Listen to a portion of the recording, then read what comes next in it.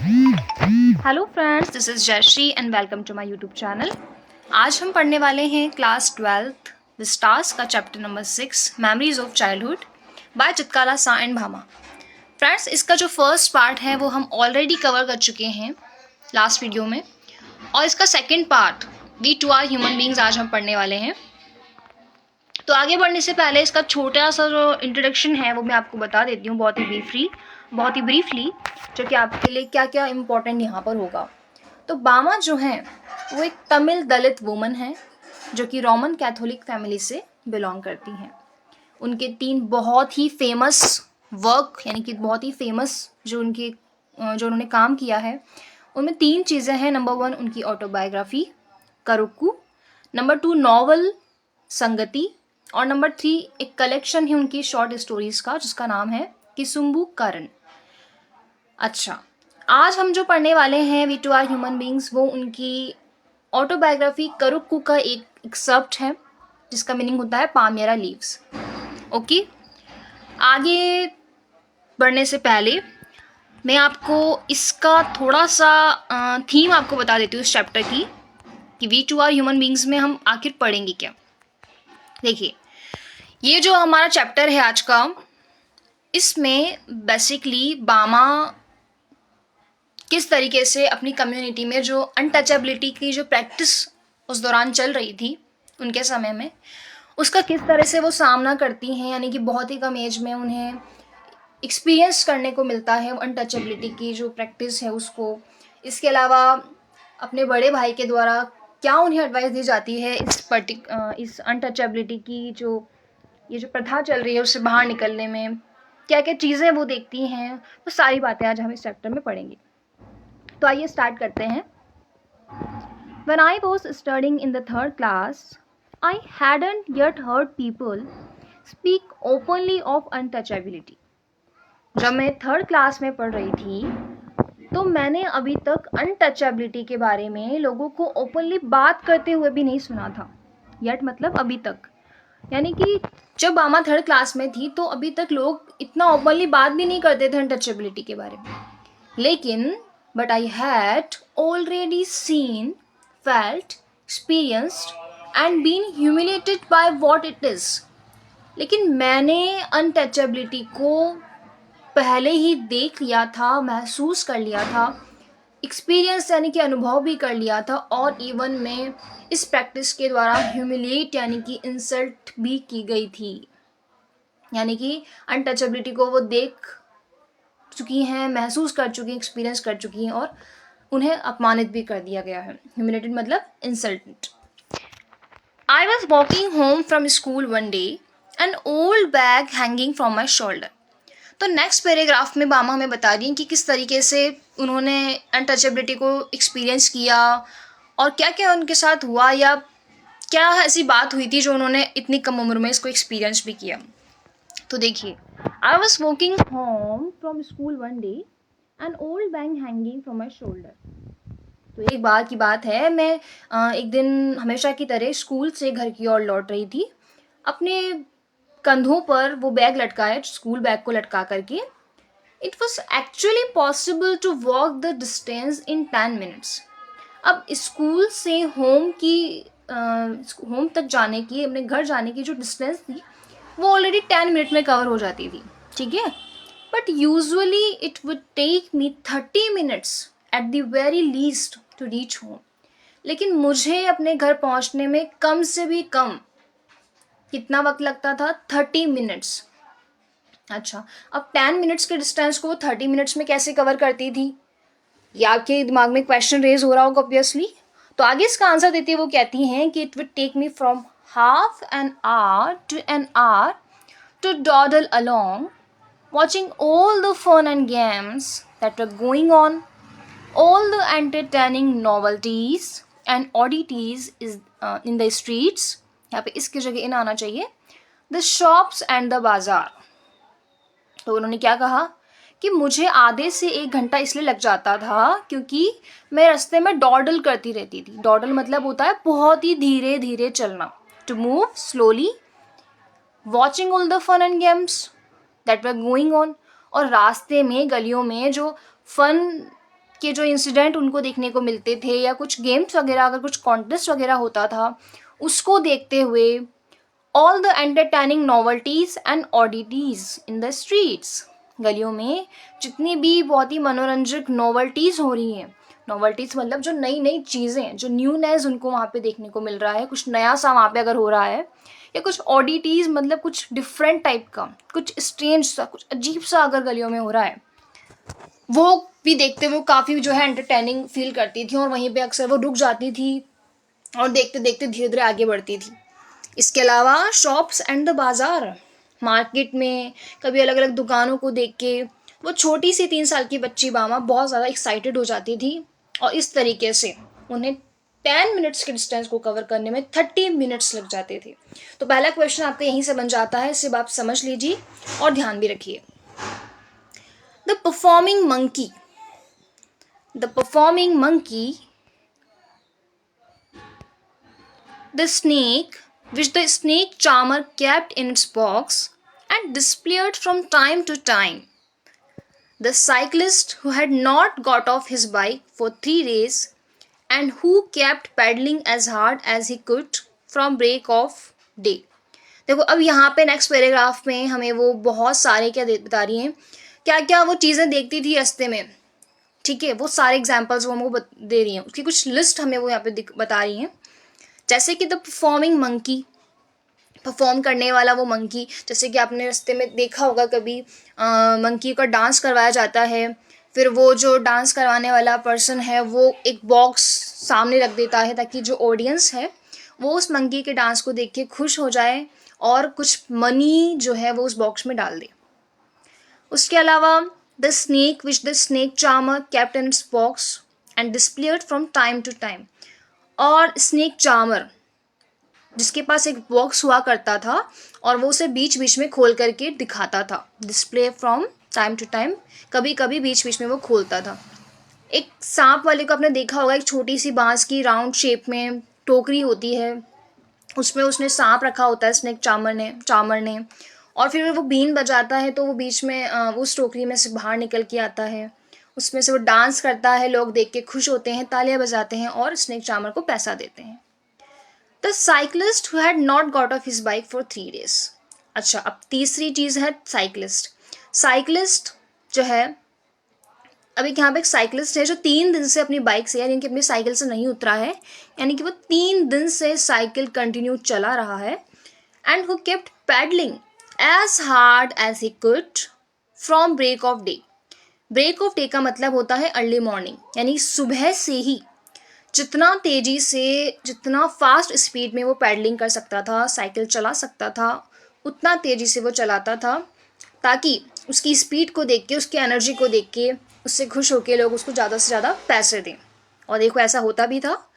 The rupee notes that were pinned on to his shirt to spur him on, to spur him on, यहाँ to spur on एक phrase है जिसका मतलब होता है, present verb है ये, इसका मीनिंग होता है किसी को इंकरेज करना। तो लोग उसको इंकरेज करने के लिए क्या करते थे, वो जब गोल गोल घूमता जाता था, साइकिल चलाता जाता था, तो लोग उसको इंकरेज करने के लिए कुछ पैसे जो है उसकी पॉकेट की शर्ट की पॉकेट में डाल देते थे, उसी को कहा गया pinned on to his shirt, ठीक है। द स्पिनिंग व्हील्स, उसके अलावा वो क्या देखती थी मामा रास्ते में, स्पिनिंग व्हील्स यानी जो चरखा वगैरह जो होता है वो उनको देखने को मिलता था। Mariyatta temple, the huge bell hanging there, वहाँ पे मारियात्ता एक टेम्पल होता था और बड़ी सी बेल वहाँ पे लटकी होती थी।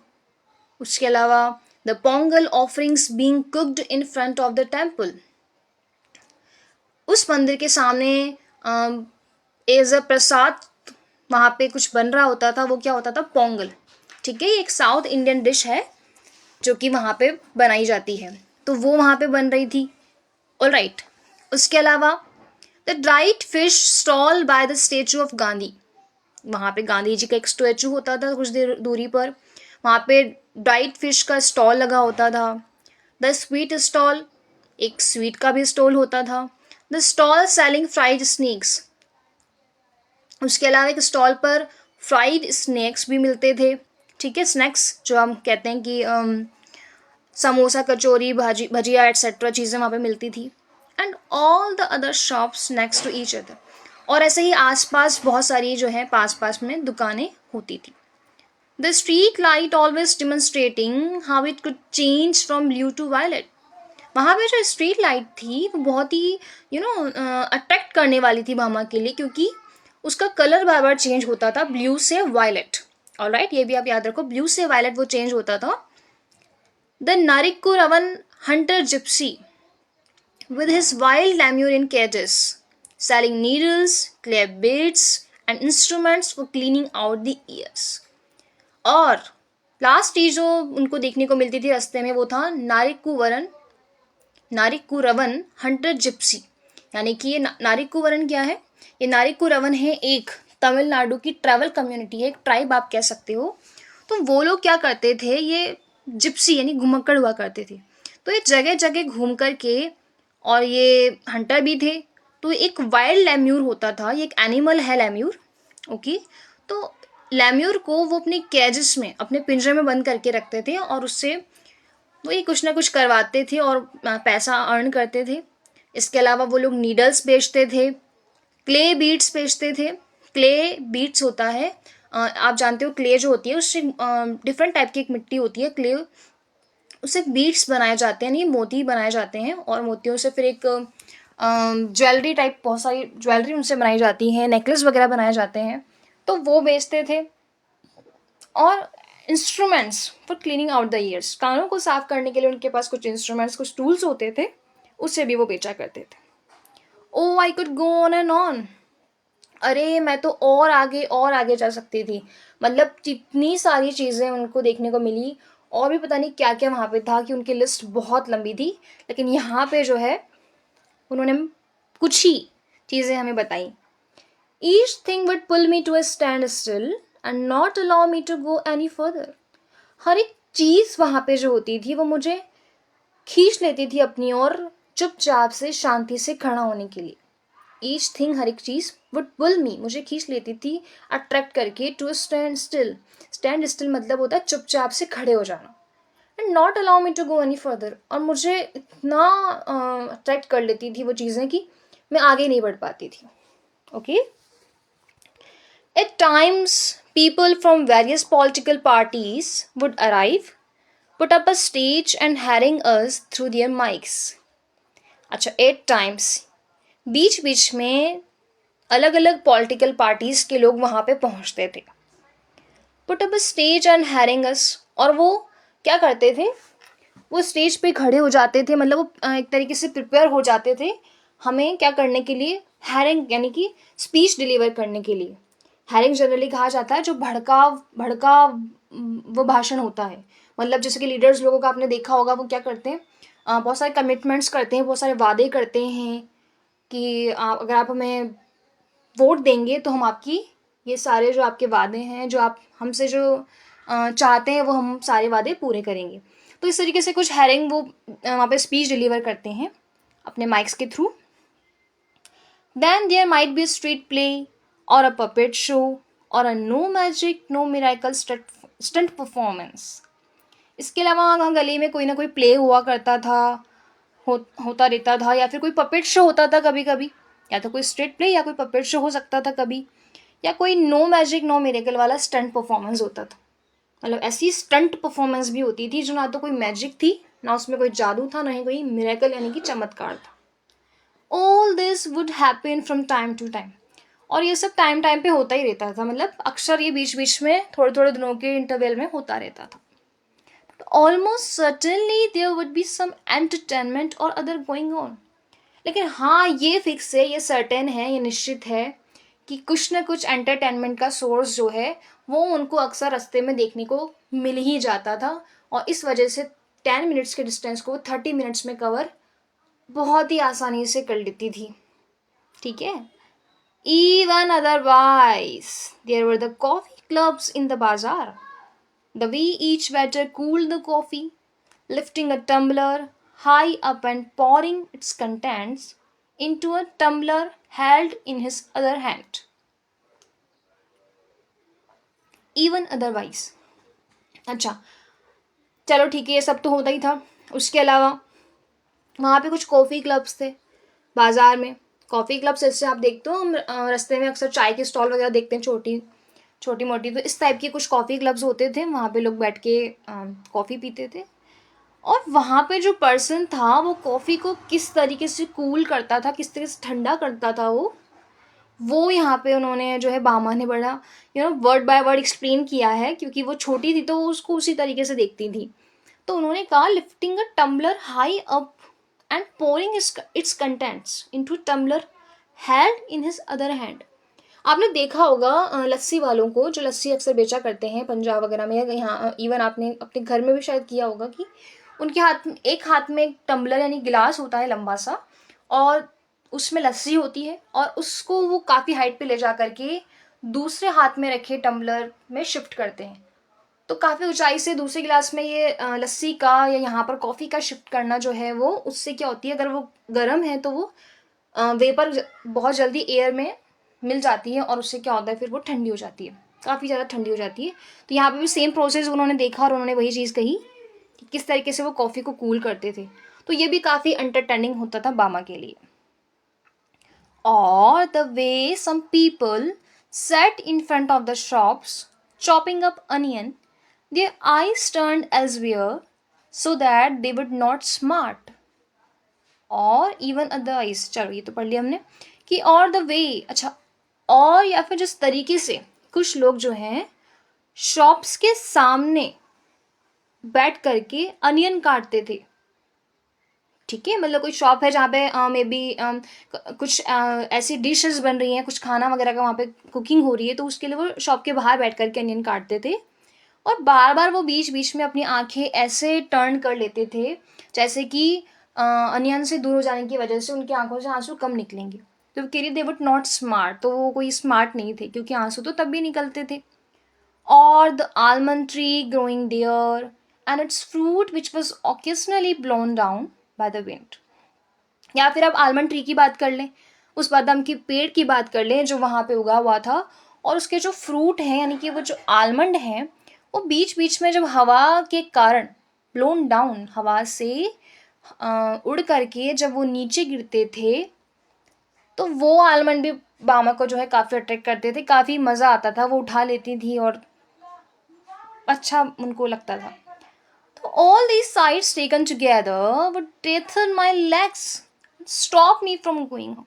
तो ये सारे के सारे जो दृश्य हैं, चाहे वो कॉफ़ी शिफ्ट करना हो एक टम्बलर से दूसरे में, या फिर ये आलमंड ट्री वाला जो उनको अच्छा लगता था विंड से आलमंड का नीचे गिरना, या अनियन चॉपिंग वाला बात हो, सारे के सारे दृश्य उनको बहुत ज़्यादा टैथर करते, टैथर माई लेग्स उन्होंने कहा, यानी कि उनके पाँव को एक तरीके से वो टाई कर देते थे, बांध देते थे। टैथर मतलब टाई, टाइट टू टाई, उनके पाँव को जैसे बांध देते थे और रोक देते थे उन्हें घर जाने से, क्योंकि वो इतना ज़्यादा मैस्मराइज हो जाती थी इन सब साइट्स को देख के कि नहीं जा पा रही थी वो। ऑलराइट, आगे अब वो और बताती हैं और क्या क्या चीज़ें थी जो उनको अट्रैक्ट करती थी। तो यहाँ पे वो हमें बता रही हैं कुछ सीजनल फ्रूट्स के बारे में। ठीक है, तो अगर आपसे क्वेश्चन पूछ रहा है उन्होंने किन किन फ्रूट्स का, किन किन वेजिटेबल्स का जिक्र किया है, तो आप यहाँ पे देख सकते हो। And then according to the season there would be mango, cucumber, cucumber यानी कि ककड़ी, खीरा जो हम खाते हैं, शुगर कैन यानी कि गन्ना, स्वीट पटेटो यानी कि शकरकंद, पाम शूट्स, पाम आप जानते हैं खजूर का जो बड़ा सा पेड़ है जिसकी कुछ ब्रांचेस नहीं होती हैं बट काफ़ी ऊंचाई पर तिकोनी आकार की उसकी जो है पत्तियाँ होती हैं, लीव्स होती हैं। तो पाम शूट्स, ये पाम शूट्स, शूट्स यहाँ पे आप स्प्राउट्स कह सकते हैं, पाम स्प्राउट्स होते हैं। ग्रैम यानी कि चना, पाम का सिरप और पाम फ्रूट। उसके अलावा गुआवास ये होते हैं अमरूद, जैक फ्रूट यानी कि कटहल। तो ये सारी चीज़ें भी उनको काफ़ी ज़्यादा अच्छी लगती थी देखकर। Every day I would see people selling sweet and savory fried snacks, paisam, halwa, boiled tamarind seeds, and iced lollies.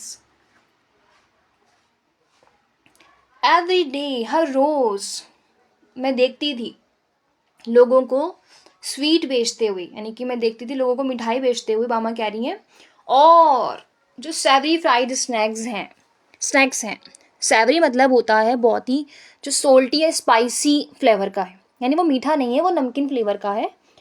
तो वैसे वो एक फ्राइड स्नैक्स जो लोग बेच रहे हैं, कचौरी एटसेट्रा वॉट एवर, कचौरी समोसा भजिया, वो बेचते हुए। पायसम, ये दूध और चावल की बनी हुई डिश होती है, साउथ इंडियन।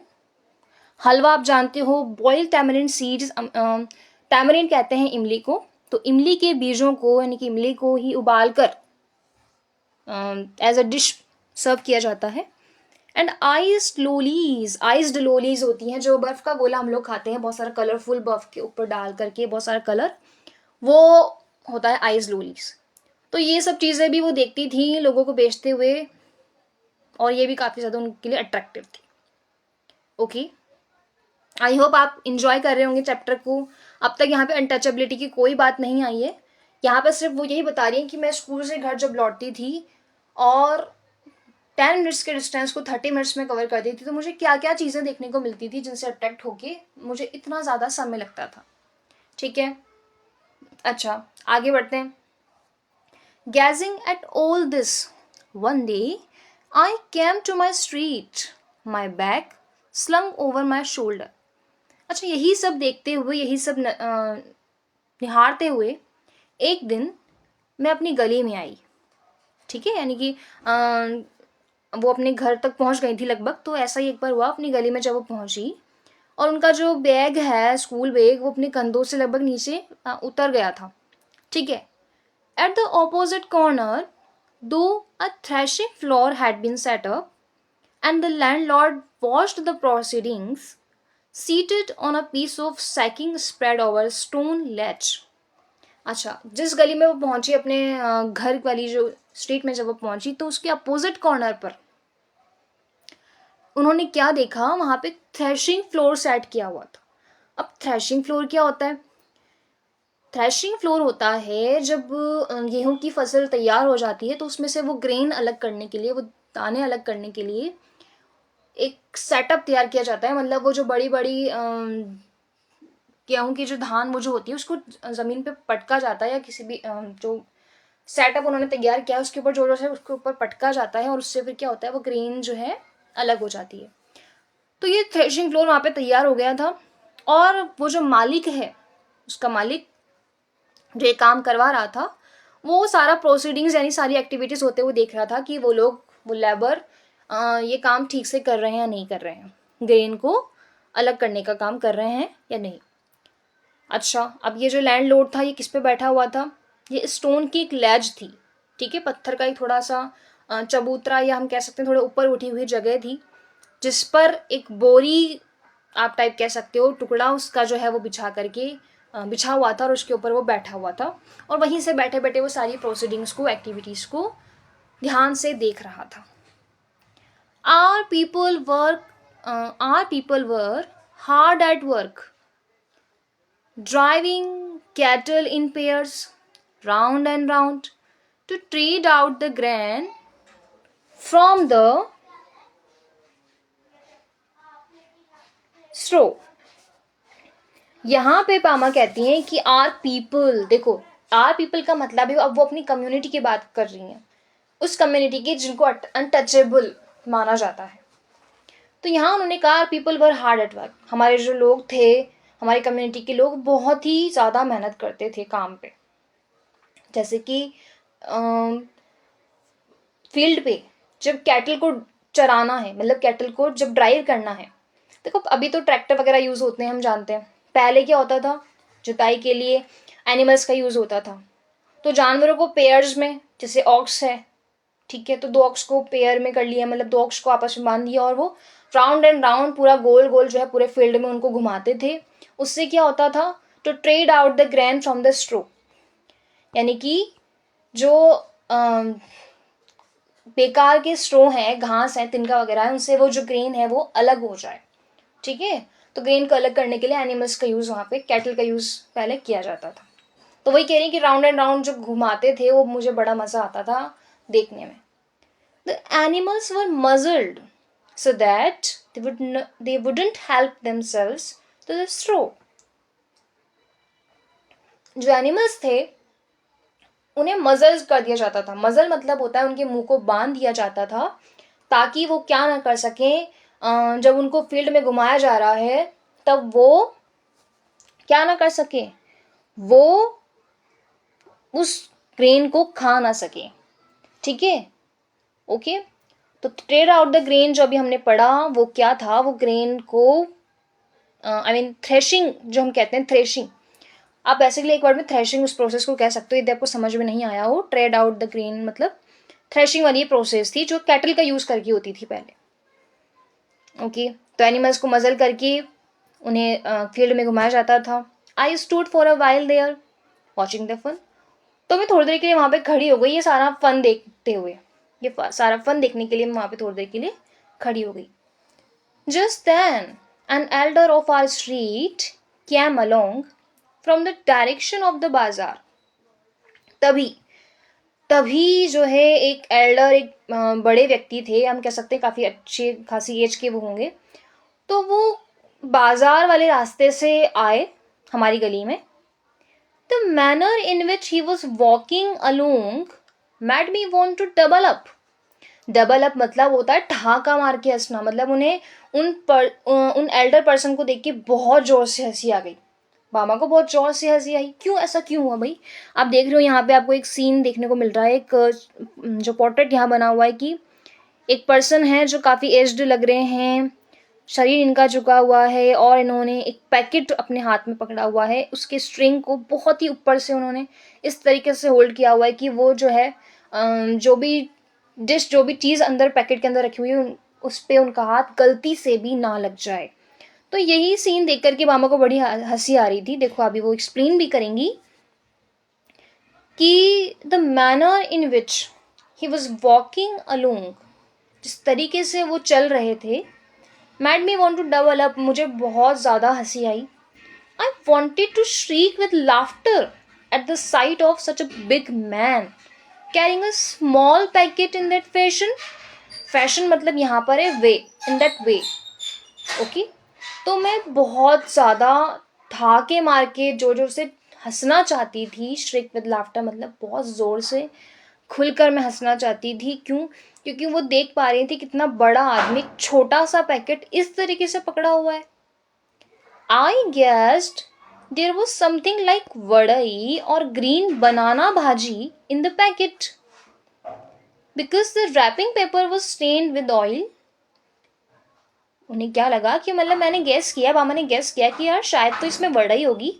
ठीक है, ये वड़ई वहाँ की कोई डिश है जो रिंग शेप की होती है, तमिल हम इसको डिश कह सकते हैं। और या फिर ये क्या होगी, ये कोई भाजी होगी जो ग्रीन बनाना की होगी, मतलब कच्चे केले जो होते हैं उनकी कोई बनी हुई भाजी होगी या वड़ई होगी उस पैकेट में। ऐसा उन्होंने गैस किया कि जनरली वहाँ की जो फेमस डिश है यही होगी, लोग अक्सर ही खाते होंगे। और वो जो पैकेट है उस पर बाहर ऑयल लगा हुआ था, ऑयल के धब्बे उसके पैकेट के बाहर से नजर आ रहे थे। He came along holding out the packet by its string without touching it. He came along, came along मतलब वो केम, वो आया, ठीक है, वो आगे आए, वो एल्डर पर्सन उस पैकेट को उस धागे, उसके धागे से, उस स्ट्रिंग से, डोरी से पकड़ के, वो भी बिना टच किए हुए कि वो पैकेट को बिल्कुल टच ना हो पाए उनका हाथ।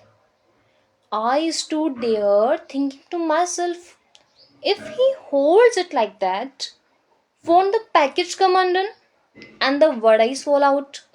मैं वहां पे ये सोचते हुए खड़ी हो गई कि अरे यार, अगर ये इसको इसी तरीके से पकड़े रखेगा तो क्या ये जो पैकेज है, जो पैकेट है जिसमें खाना है, क्या वो अंडन यानी खराब नहीं हो जाएगा? और जो वड़ाई इसके अंदर हैं वो फॉल आउट यानी गिर तो नहीं जाएंगे नीचे? ठीक है, इस तरीके से पकड़े रखेगा वो उस पैकेट को, तो वो खराब हो जाएगा ना भाई, जो खाना है गिर भी सकता है। तो उन्हें बड़ा अजीब लग रहा था। ठीक है, the Elder went straight up to the landlord, bowed low and extended the packet towards him, cupping the hand that held the string with his other hand.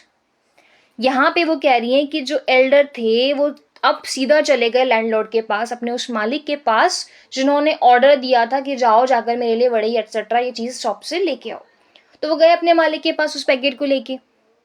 Board लो मतलब झुके उनकी तरफ, उनको सम्मान देने के लिए वो उनकी तरफ झुके, जस्ट लाइक अ स्लैव, जैसे वो उनके गुलाम हो, and extended the packet towards him.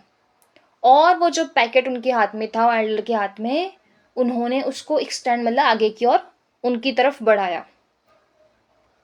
Cupping the hand that held the string with his other hand, मतलब एक हाथ से वो पैकेट लैंडलॉर्ड को दे रहे हैं और दूसरा हाथ उन्होंने अपने उसी हाथ पे नीचे की ओर लगा रखा है, मतलब एक रिस्पेक्ट देते हुए अपने हाथ को टाइटली इन्होंने एक तरीके हम कह सकते हैं कि होल्ड किया हुआ है, ताकि वो गलती से भी पैकेट गिर ना जाए, अदरवाइज उनको पनिशमेंट भी मिलेगी और थोड़ा सा रिस्पेक्ट भी वो शो कर रहे हैं, झुकते हुए वो पैकेट उनको दे रहे हैं। Okay, the landlord opened the parcel and began to eat the vadais. तो लैंडलॉर्ड जो हमारे भाई साहब थे, उन्होंने पार्सल को फटाफट से ओपन किया और खाना शुरू कर दिया वड़ीज को। ठीक है, तो यहाँ कन्फर्म हो गया उसमें वड़ी थी। After I had watched all this at last I went home. तो ये सब कुछ चीज़ें देखने के बाद में मैं फाइनली घर गई। ठीक है, अब मामा फाइनली घर पे पहुंच चुकी है। My elder brother was there, मेरा बड़ा भाई था वहाँ पे घर पे। I told him the story in all its comic detail. तो मैंने ये स्टोरी, ये जो भी उन्होंने देखा वड़ी वाला जो इंसिडेंट था, वो उन्होंने बहुत ही कॉमिक स्टाइल में, बहुत ही मजाकिया अंदाज में अपने बड़े भाई को सुनाया कि मुझे बहुत हंसी आई थी, देखा तुम्हें भी बहुत हंसी आएगी। I fell about with laughter at the memory of a big man and an elder at that, making such a game out of carrying the parcel. उन्होंने क्या कहा? I fell about with laughter at the memory of a big man. मतलब मैं उस बड़े आदमी के बारे में सोच करके मुझे बहुत ज़्यादा हंसी आ रही है। जैसे मुझे वो बड़ा आदमी याद आता है, वो एल्डर पर्सन जो वाकई में बहुत बड़ा था, मतलब उसकी काफ़ी ज़्यादा अच्छी एज थी, और वो एक तरीके क्या गेम खेल रहा था इतने बड़े पार्सल को इस तरीके से अपने हाथ में उठा करके। ठीक है, मतलब आप सोचो कि छोटे से बच्चे के लिए बहुत फनी है कि इतने लंबे हाइट का, इतना बड़ा एज वाला पर्सन इतने से पार्सल को अच्छे से नहीं पकड़ सकता, तो वही चीज़ है। But Anna was not amused. Anna मतलब यहाँ पे बड़े भाई के लिए वो यूज़ कर रही है, तमिल लैंग्वेज में बड़े भाई को अन्ना कहा जाता है। But Anna was not amused, Anna को तो बिल्कुल भी हंसी नहीं आई। अन्ना told me the man wasn't being funny when he carried the package like that. तो अन्ना टोल्ड मी, अन्ना ने मुझे बताया कि वो जो मैन है वो बिल्कुल भी फनी नहीं लग रहा था, उसमें हंसने वाली या एंटरटेन होने वाली कोई बात नहीं थी, क्योंकि जिस तरीके से उसने पैकेट को पकड़ा हुआ था वो रियलिटी थी, हमारी कम्युनिटी की रियलिटी थी। He said everybody believed that they were upper caste and therefore must not touch us. उन्होंने कहा, अन्ना ने समझाया मामा को कि हर कोई यही मानता था, अपर कास्ट वाले जो पर्सन यहाँ पर हैं, हाई सोसाइटी वाले जो यहाँ पर्सन हैं, उनका यही मानना था सब लोगों का कि वो अपर कास्ट से बिलोंग करते हैं और इसीलिए उन्हें हमें टच भी नहीं करना चाहिए। ठीक है, तो हम लोअर कास्ट की कम्युनिटी से बिलोंग करते हैं और वो लोग अपर कास्ट कम्युनिटी से बिलोंग करते हैं, तो हम को जो है उनसे टच भी नहीं होना चाहिए, उनसे बात करना तो दूर, उनसे रिलेशन रखना तो दूर, तो बहुत बड़ी बात है। यहाँ पे अन्ना मामा कोई बात समझा रहे हैं। If they did they would be polluted, और अगर ऐसा वो करते, यानी कि जैसे कि वो एल्डर जो कि पैकेट लेके जा रहा था, वो अगर गलती से भी उस पर्सन से, उस लैंडलॉर्ड से टच हो जाता, दे वुड बी पल्यूटेड, तो वो क्या हो जाते? वो पल्यूट हो जाते, वो मानते कि हम कह सकते हैं, वो जैसे यूँ कहते हैं कि हम अपवित्र हो गए हैं। ठीक है, तो ये काफ़ी ज़्यादा उनको पनिशमेंट भी मिल सकती थी फिर उस एल्डर पर्सन को। That's why he had to carry the package by its string. इसीलिए यही रीज़न है बेटा बामा कि उनको वो पैकेट अब उसकी स्ट्रिंग से इस तरीके से पकड़ना था। ठीक है, तो यहाँ पे अन्ना ने बामा को बहुत ही अच्छे से समझाई ये बात कि ये अनटचेबिलिटी की जो प्रैक्टिस है वो अभी हमारे समाज में प्रिवेल हो रही है, और उसी का एक इंसिडेंट तुम अभी देख कर आई हो, लेकिन बिकॉज ऑफ योर एज, आप बहुत छोटे हो तो आप इस बात को नहीं समझ पाए और आपको बात बहुत ज़्यादा एंटरटेनिंग लगी, लेकिन एक्चुअली बात यही थी कि हमारी कम्युनिटी को अभी भी बहुत ही बुरी दृष्टि से, बहुत ही बुरी नज़रों से देखा जाता है, उन्हें वो रिस्पेक्ट नहीं दी जाती, चाहे वो पर्सन बड़ा हो, छोटा हो, उसकी उम्र कितनी भी हो, वो कितनी भी अच्छी एजुकेशन को लिए हुए हो, यहाँ पे जो है हम अनटचेबल ही माने जाते हैं, जिसका सामना अभी तुमने किया बट तुम नहीं समझ पाई नादानी के कारण। ओके, तो यहाँ पे अन्ना का बामा को ये एक सीख देना, एक लर्निंग देना हुआ अपनी कम्युनिटी के बारे में। आपको याद रखना है एक्सट्रैक्ट बहुत ही इंपॉर्टेंट था, बहुत ध्यान से रखें इस इंसिडेंट को, इस पैराग्राफ को भी बहुत अच्छे से पढ़ें आप। आगे बढ़ते हैं। When I heard this I didn't want to laugh any more. तो जब मैंने ये बात सुनी अन्ना के थ्रू कि हम इस कम्युनिटी से बिलोंग करते हैं और ऐसा ऐसा होता है, I didn't want to laugh any more. मैं और नहीं हंसना चाहती थी, मुझे और हंसी आ ही नहीं रही थी। And I felt terribly sad, क्योंकि अब मैं बहुत ज़्यादा दुखी हो गई थी। टेरिबली का मतलब यहाँ पे वेरी मच सैड, बहुत ज़्यादा मैं दुखी हो गई। How could they believe that it was disgusting, one of us held that package in his hands, even though the vadai has been wrapped first in a banana leaf and then parceled in paper. उनके मन में विचार आता है, बामा के मन में, कि ये लोग ऐसा मान भी कैसे सकते हैं, ऐसा कैसे सोच सकते थे कि ये बहुत ही डिस्गस्टिंग होगा, बहुत ही अनप्लीजेंट, बहुत ही बेकार होगा यदि हम में से कोई भी, हमारी कम्युनिटी का कोई भी पर्सन उनके पैकेट को अपने हाथों में पकड़ ले। जो वड़ी वगैरह है, भले मतलब एक तरफ उनकी जो वड़ी है, जो भी वो फूड है, वो पहले एक बनाना के लीफ में उसको पहले रैप किया गया है, उसके बाद उसे एक पेपर में पार्सल किया गया है, मतलब 2-3 कवरिंग उसके ऊपर ऑलरेडी है, तो डायरेक्ट हम उनके फूड को टच भी नहीं कर रहे।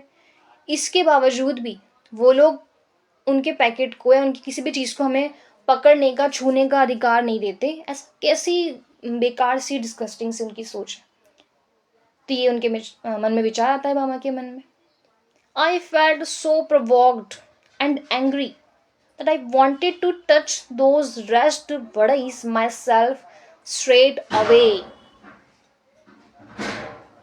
I felt so provoked and angry. तो मुझे बहुत ज़्यादा, मैंने मतलब प्रोवोक्ड मतलब होता है इवोक्ड, मतलब कि बहुत ज़्यादा भावनाओं से भर जाना, बहुत इमोशनल हो जाना। तो बहुत इमोशनल हो गई, बहुत गुस्सा उनको आया बामा को कि मैं अभी के अभी ना जाकर के क्या करूँ, वो जो डैम जो बड़ी थी ना, वो जो पैकेट वाला जो इंसिडेंट मैंने देखा, जाकर के मैं उनको होल्ड करूँ, एक बार तो टच करके आ ही जाऊँ। ठीक है, तो रेस्ट मतलब dam, DAMN, and straight away यहाँ पे हो गया जस्ट नाउ, अभी के अभी। तो अभी के अभी मैं जाऊँ उन वड़ीज को टच करके आ जाऊँ। Why should we have to fetch and carry for these people, I wondered. मुझे तो आश्चर्य हो रहा था, आई वॉज शॉक्ड कि मैं, मतलब हम लोग क्यों इन लोगों के लिए, इन बड़े लोगों के लिए जो हमें कुछ मानते ही नहीं है, उनके लिए कोई उनकी मनपसंद चीज़ें, फूड एक्सेट्रा लाएं और उनको जाके सौंप दें। क्यों करें हम ये सब, क्यों कर रहे हैं हम ये सब? मैं बड़ा शॉक्ड थी, मामा ने ऐसा सोचा। Such an important elder of ours goes meekly to the shops to fetch snacks and hands them over reverently, bowing and shrinking to this fellow who just sits there and stuffs them into his mouth. हमारी community के, देखो उन्होंने कहा such an important elder of ours, यानी कि hours मतलब again are people, यानी कि हमारी कम्युनिटी के, हमारे जो लोग हैं वो भी इतने इम्पॉर्टेंट एल्डर, जो हम लोगों में बहुत ही बड़े माने जाते हैं, बहुत ही रिस्पेक्टेड माने जाते हैं, इतने इम्पॉर्टेंट उनको माना जाता है, वो लोग शॉप्स पे जाएं, वो भी मीकली, मतलब अपना सिर झुका करके एक स्लैव की तरह उनके लिए स्नैक्स लाने, बड़े लोगों के लिए स्नैक्स लाने, और बहुत ही रेवरेंटली मतलब कि रिस्पेक्टफुली जाकर के उनको सौंपने, और वो भी कैसे, बोइंग एंड श्रिंकिंग, बोइंग मतलब झुकते हुए, श्रिंकिंग अपने शरीर को श्रिंक करते हुए, है ना, बहुत झुक करके वो रिस्पेक्ट देते हुए, और वो भी ऐसे लोगों के सामने जो बस क्या करते हैं, just sits there and stuffs them into his mouth, जो बस वहाँ पे बैठा रहता है वो व्यक्ति, और फटाफट से जैसे वो पैकेट आता है उसको खोलता है पार्सल को, और फटाफट से वो चीज़ें, वो फूड अपने मुंह में ठूस लेता है। स्टफ्स यानी कि यहाँ पे तेजी से खाना, ठूस लेना। The thought of it infuriated me, तो ये विचार ही, ये थॉट ही मुझे बहुत गुस्सा दिलाया। इस विचार से मेरे मन में बहुत गुस्सा आ गया ये सोच के कि यार मतलब क्या हो रहा था, ये सब क्या हो रहा है मेरे आसपास। तो अब आपको समझ में आया कि पहला अनटचेबिलिटी का इंसिडेंट उन्होंने हमको बताया कि कैसे वो एक्सपीरियंस कर चुकी थी, फील कर चुकी थी, ह्यूमिलेटेड भी हुई। उनकी कम्युनिटी के लोग ह्यूमिलेटेड हुए तो उनको लगा कि शायद मैं भी ह्यूमिलेट ऐसे हुई हूँ। एक तरीके से उनकी कम्युनिटी के साथ जो हुआ उनको बहुत बुरा लगा। आगे बढ़ते हैं। How was it that these fellows thought so much of themselves. How was it, आखिर ऐसा कैसे हो सकता है, ऐसा मतलब ऐसा क्या था, क्यों ऐसा था कि ये जो फेलोज हैं, ये जो लोग हैं, अपने आप को इतना सुपीरियर समझते थे, मतलब अपने बारे में इतना ज़्यादा सोचते थे, सिर्फ अपने बारे में इतना ज़्यादा सोचते थे, हमारे बारे में कुछ नहीं। बिकॉज दे हैड स्क्रैप्ड, मतलब क्या, because they had scraped 4 points together, did that mean they must loss all human feelings.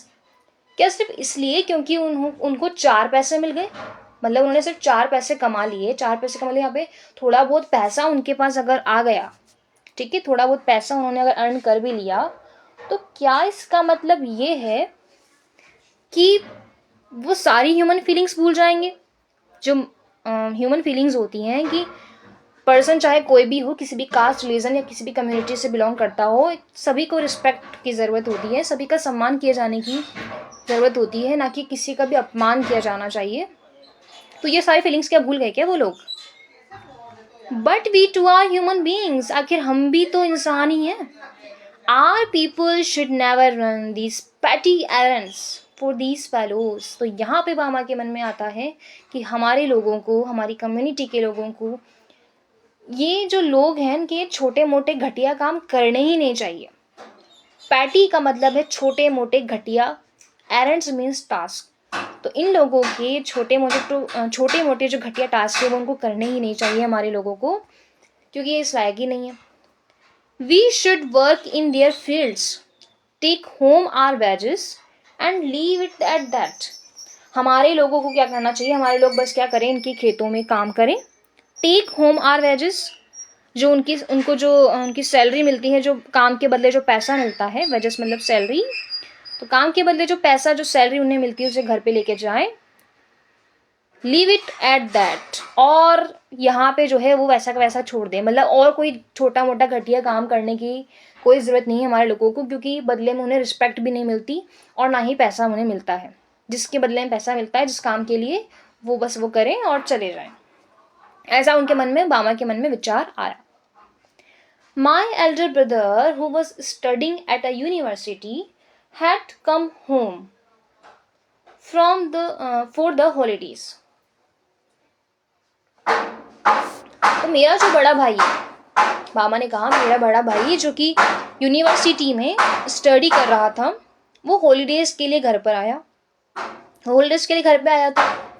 He would often go to the library in our neighboring village in order to borrow books.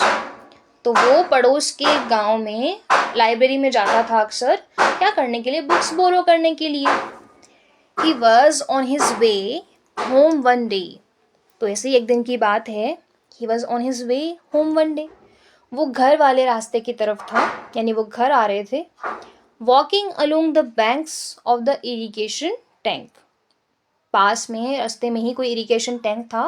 Irrigation tank मतलब कोई river या कोई water source था, जो कि वो tank जहाँ का पानी यूज़ होता है सिंचाई वगैरह करने के लिए, ठीक है, फसलों को देने के लिए पानी यूज़ होता है उस इरिगेशन टैंक में से। तो वहीं पास में से उसके किनारे से वो गुजर रहे थे, घर आ रहे थे। One of the landlords man cam up behind him. तो कोई ये लैंडलॉर्ड होगा, वहाँ का अपर कास्ट से बिलोंग करने वाला कोई मालिक होगा, उस शायद हो सकता है वो उस इरिगेशन टैंक का मालिक हो जिसके पास में से वो गुजर रहे थे मेरे भैया। तो वो आया पीछे से, उनके सामने आके खड़ा हो गया। He thought my Anna looked unfamiliar and so he asked, Who are you, Appa? What's your name? तो उन्हें जो है मेरे अन्ना यानी मेरे भैया अनफेमिलियर लगे, अनजाने से लगे, अपरिचित लगे कि यार ये कौन है, कभी देखा नहीं। तो उन्होंने वो रुक गए उनके सामने और उन्होंने पूछा, अनफेमिलियर थे इसलिए उन्होंने पूछा, who are you appa, what's your name, कौन हो भाई, क्या नाम है तुम्हारा। अपा मतलब ब्रो, ब्रदर। तो भाई क्या नाम है तुम्हारा, कौन हो तुम? Anna told him his name. तो अन्ना ने अपना नाम बता दिया उनको। Immediately the other man asked, thambi on which street do you live? तुरंत ही उस दूसरे आदमी ने, लैंडलॉर्ड के आदमी ने पूछा अन्ना से, थाम्बी, थाम्बी यहाँ पे तमिल लैंग्वेज का वर्ड है जिसका मतलब होता है स्टॉप, रुको रुको, कौन सी गली में रहते हो तुम? The point of this was that if he knew on which street we lived he would know our caste too. तो यहाँ पे वो भामा को समझा रहे हैं अन्ना, घर पे आके जब उन्होंने ये बात बताई, और या फिर आज ये जो उनके बीच में डिस्कशन चल रहा है अनटचेबिलिटी वाला, तो आज वो भामा को समझा रहे हैं कि the point of this was, ये गली पूछने का मतलब पता है उनका क्या था? भामा, तुम्हें समझ में आया कि उन्होंने मुझसे गली का नाम क्यों पूछा, कि तुम कौन सी गली में रहते हो? तो इसका मतलब ये था, if he knew on which street we lived, कि अगर उन्हें पता चल गया कि हम कौन सी गली में रहते हैं, he would know our caste too, तो वो हमारी कास्ट भी जान जाएंगे। ठीक है, तो इसका मतलब वहाँ अपर कास्ट, लोअर कास्ट वाले, और ये जो हायर सोसाइटी वाले, लोअर सोसाइटी वाले जो लोग थे, वो डिफरेंट डिफरेंट स्ट्रीट्स में, अलग अलग पार्ट्स में रहा करते थे। और जैसे ही उन्हें स्ट्रीट का नाम पता चलेगा, वो समझ जाएंगे कि बंदा कौन सी कम्युनिटी से बिलोंग करता है, और फिर वो शायद उसे पनिश भी कर सकते थे उस वक्त, शायद किया भी हो या जो भी हुआ हो, वो हमें नहीं बताया यहाँ पे। तो ये उन्होंने बामा को यहाँ पे समझाया। आगे बढ़ते हैं। Anna told me all these things. Bama कहती हैं Anna told me all these things, तो अन्ना ने मुझे सारी बातें बताई। एंड ही एडेड, और उन्होंने आगे ये भी कहा, because we are born into this community we are never given any honour or dignity or respect. क्योंकि हम इस कम्युनिटी से बिलोंग करते हैं, हमें कभी भी कोई सम्मान नहीं दिया जाता है। We are stripped of all that, हमसे ये सब चीज़ें छीन ली जाती हैं। क्या कहा उन्होंने कि क्योंकि हमें, हमारी जो कम्युनिटी है उसे अनटचेबल माना जाता है, हम इसी में पैदा हुए हैं, तो हमें कोई भी ऑनर, डिग्निटी या रिस्पेक्ट, तीनों का मीनिंग सेम है, सम्मान, रिस्पेक्ट नहीं दिया जाता है। हमसे ये सब चीज़ें स्ट्राइप्ड ऑफ यानी कि छीन ली जाती हैं, हमसे ले ली गई हैं। क्या? Respect. But if we study and make progress, आगे वो समझाते हैं मामा को कि but if we study and make progress we can throw away these indignities. लेकिन यदि हम अच्छे से पढ़ाई करें, प्रोग्रेस करें, तो हम इन सारी इंडिग्निटीज़ को, इन ये जो डिसरिस्पेक्ट वाली जो चीज़ें हैं जिससे हमें ह्यूमिलेटेड होना पड़ता है, उन सबको हम थ्रो अवे यानी कि फेंक सकते हैं, मतलब दूर कर सकते हैं अपने आप से। So study with care, learn all you can, इसलिए बहुत ध्यान से पढ़ो। लर्न ऑल यू कैन, जो भी तुम सीख सकती हो, जो भी सीख सकती हो अच्छे से, वो सारी चीज़ें तुम सीखो, बहुत ध्यान से पढ़ो। If you are always ahead in your lessons, people will come to you of their own accord and attach themselves to you। अगर तुम हमेशा अपने लेसन्स में आगे रहोगी, अहेड इन योर लेसन्स, अगर अपने लेसन्स में यानी अपनी पढ़ाई में अगर तुम हमेशा आगे रहोगी, तो लोग तुम्हारे पास खुद आएंगे। ऑन एकॉर्ड मतलब, देखो एकॉर्ड मतलब होता है विश, तो अपनी इच्छा से, अपनी मर्जी से लोग तुम्हारे पास आएंगे। And attach themselves to you, और तुमसे जुड़ेंगे। मतलब फिर चाहे तुम किसी भी कास्ट से हो, किसी भी कम्युनिटी से हो, अगर तुम अच्छी हो पढ़ाई में, तुम आगे बढ़ रही हो, कुछ अच्छा कर रही हो, तो लोग तुमसे भी अट्रैक्ट होंगे। ठीक वैसे जैसे कि तुम रास्ते में इतनी सारी चीज़ों से अट्रैक्ट हो रही थी, ठीक वैसे ही लोग तुमसे जुड़ेंगे, तुमसे बात करेंगे, तुम्हें अपना फ्रेंड मानेंगे, तो तुम्हें बिल्कुल भी बुरा नहीं लगेगा। इसलिए वो उनको सलाह देते हैं कि तुम अच्छे से पढ़ाई करो। वर्क हार्ड एंड लर्न, तो बहुत हार्ड वर्क करो और लर्न करती जाओ, सीखती जाओ। The words that Anna spoke to me that day made a very deep impression on me। तो वो शब्द जो अन्ना ने कहे मुझसे उस दिन, उन शब्दों ने मेरे मन पर बहुत ही गहरा प्रभाव डाला। Very deep impression on me, मुझ पर बहुत गहरा प्रभाव हुआ सारी बातों का। अन्ना ने जो भी मुझसे कही, यानी कि बामा के बड़े भाई ने जो भी उनसे बातें कही, उनका उन पर बहुत गहरा प्रभाव हुआ। तो अन्ना ने बामा से क्या क्या बातें कही थी about study, about the practice of untouchability, वो उससे कैसे दूर हो सकती हैं, ये सारे क्वेश्चन आपको ध्यान में रखने हैं और इनके आंसर्स भी हम पढ़ चुके हैं। बहुत ध्यान से आप इस पैराग्राफ को फिर से रीड कीजिएगा, लर्न कर लीजिएगा, क्योंकि क्वेश्चन यहाँ से आना बहुत ज़्यादा चांसेस है। And I studied hard with all my breath and being in a frenzy almost. मैंने बहुत ज़्यादा स्टडी की, with all my breath and being. With all my breath and being का मतलब होता है, इडियोमेटिक फ्रेजेस का मतलब होता है जी जान लगा के, ठीक है, कड़ी मेहनत करके। इन अ फ्रेंजी ऑलमोस्ट, वो भी कैसे, लगभग पागलपन से, एक मैडनेस के साथ में। फ्रेंजी ऑलमोस्ट मतलब लगभग सन की मन, एक पागलों की तरह बहुत ज़्यादा मैंने पढ़ाई की, बहुत ज़्यादा मन लगा के पढ़ाई की, ताकि मैं आगे बढ़ सकूं और इस प्रैक्टिस से अपने आप को दूर रख सकूं at least. As Anna had urged I stood first in my class. और जैसे कि अन्ना ने मुझसे कहा था, अन्ना ने मुझे समझाया था, उनकी मुझसे यही एक्सपेक्टेशन थी, मैं अपनी क्लास में बहुत अच्छी स्टडी करके फर्स्ट रैंक लेके आई, ठीक है। And because of that many people become my friends. और इसी कारण, इसी वजह से बहुत सारे लोग जो हैं मेरे अब फ्रेंड्स भी बन गए हैं। ओके, तो यहाँ पे हमने ये चैप्टर को कंप्लीट कर लिया है finally, we too are human beings. I hope आपको अच्छे समझ में आ गया। तो अगर हम इसके मैसेज की बात करें, ठीक है, शॉर्ट में आपको बता देती हूँ एक बार फिर से क्या हुआ इस चैप्टर में। बामा जो है हमारी राइटर, उनके साथ अनटचेबिलिटी की कुछ इंसिडेंट हुए, बहुत कम उम्र में हुए। उन्हें कहा गया कि कैसे उन्हें इस प्रैक्टिस से बाहर निकलना है, कैसे अपने आप को बहुत दूर रखना है, प्रभावित नहीं होने देना है इस बेकार की चीज़ों से, इस अनटचेबिलिटी की प्रैक्टिस से। उन्होंने बहुत स्टडी की, आगे बढ़ी, ठीक है। और इस तरीके से जब वो काफ़ी ज़्यादा प्रोग्रेस उन्होंने किया, हमने पढ़ा कि उन्होंने अपनी नॉवल, शॉर्ट स्टोरीज़, ऑटोबायोग्राफी, बहुत कुछ लिखा है, कुछ जिसका हमने एक पार्ट आज पढ़ा अभी हमने।